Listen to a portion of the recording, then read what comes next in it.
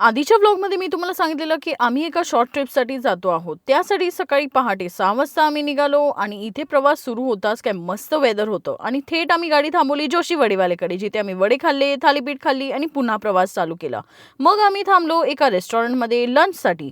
तिथे एकदम मस्त ग्रीनरी होती. आता या हॉटेलचा आजूबाजूचा परिसर बघा. इथे मस्त असे ॲनिमल्स अँड बर्ड्स होते. त्यानंतर बेस्ट थिंग इज इथे बोटिंग सुद्धा होतं. बट अनफॉर्च्युनेटली ते दुपारचं बंद होतं. सो आम्ही बेसिकच लंच वगैरे केलं आणि मग पुन्हा आमच्या प्रवासाला सुरुवात केली. आता इथे आम्ही 3 to 4 hours on a stretch direct drive करणार असतो. सो इथे मला भूक लागायचीच होती. सो मी माझा स्नॅक कॅरी केलेला. तर मस्तपैकी मी इथे प्रिंगल्स खाल्ले. देन माझं हाईड अँड सीक पण खाल्लं.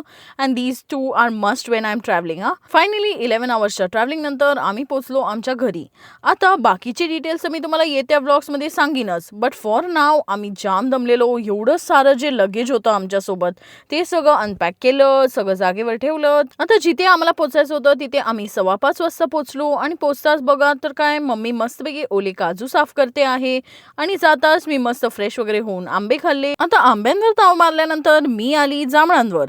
सो इथे ते पण मस्तपैकी एन्जॉय केले. आता हे सगळं बघून तुम्हाला समजत असेल की मी कुठे आली आहे.